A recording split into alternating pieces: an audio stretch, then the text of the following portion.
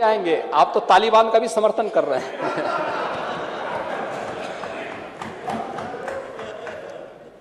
अध्यक्ष जी, तालिबान का समर्थन कर रहे हैं कुछ लोग।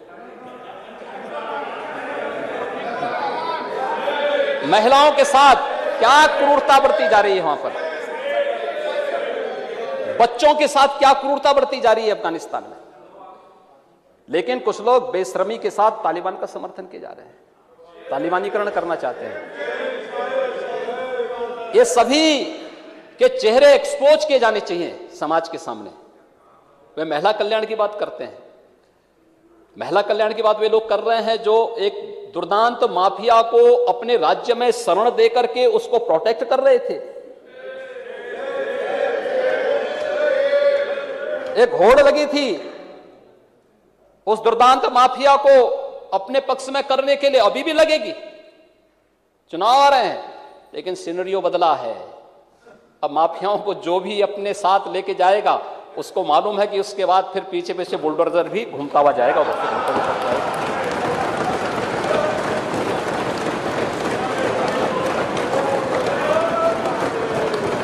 ये परिस्थितियां बदली हैं। अब हम देख रहे थे हमारी सरकार ने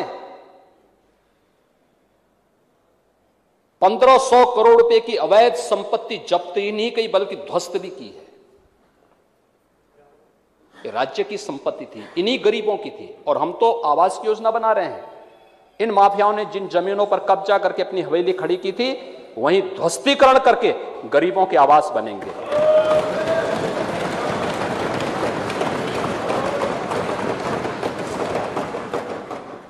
एक गरीब जाएगा वहां पे, एक गरीब रहेगा वहां पे, एक दलित रहेगा वहां पर। यह है सामाजिक न्याय। इन माफिया और अपराधियों को सिर में ढो करके हमारी सरकार नहीं चली है। इन माफियाओं को ढोने वाले लोग प्रदेश के पूरे परसेप्शन को खराब किए थे। पहचान का संकट आया था। और जहां तक बेरोजगारी की आप बात करेंगे, कोरोना कालखंड ने साबित किया उत्तर प्रदेश में दम है और उत्तर प्रदेश की दमदार सरकार वह कार्य करके दिखाएगी भी। 2016-17 में 17% से अधिक, यानी 17.5% से अधिक बेरोजगारी दर थी उत्तर प्रदेश में। और आज उत्तर प्रदेश में बेरोजगारी की दर 5% से नीचे आई है। और सरकार इस कार्य को, ये मेरे आंकड़े नहीं भैया, थोड़ा पढ़ने की आदत भी डाला करिए भैया। जमीन पे रहने की आदत डालेंगे तो कुछ सीखेंगे, अच्छी दे पाएंगे, लोगों को भाषण दे पाएंगे। देखिए भाषण जो है, मंचों पे आप जब गलत भाषण दे के आते हैं, पब्लिक भले उस समय करेगी, पीछे कोसती है, बाद में बोलते हैं कि बड़ा झूठा बोल के चला गया। ऐसा नहीं होना चाहिए।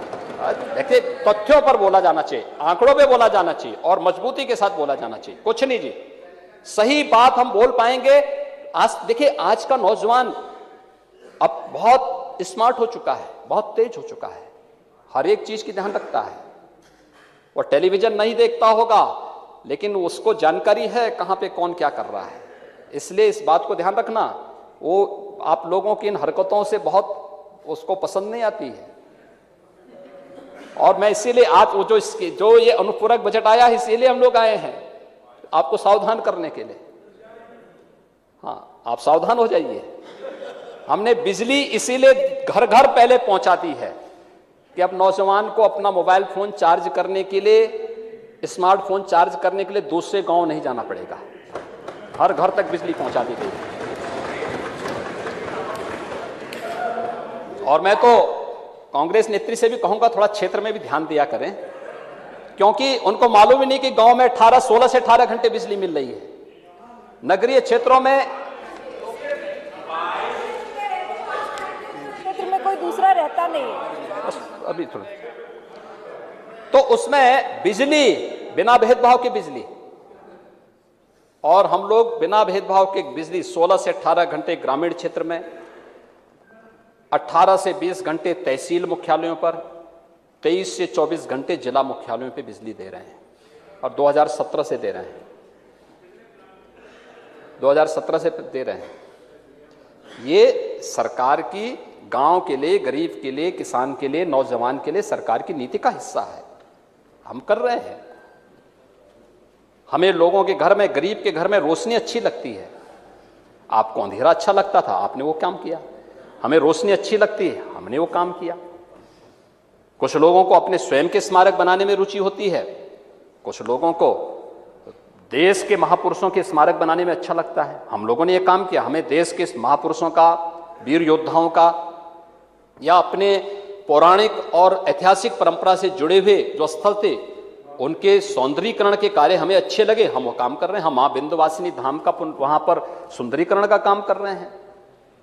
हर एक की अपनी पसंद होती है, अपनी वो होती है, हम वही काम कर रहे हैं। और महोदय, इसलिए कोरोना के बावजूद, कोरोना महामारी, ये महामारी है, असावधानी नहीं हो सकती है, किसी प्रकार की लापरवाही नहीं हो सकती है।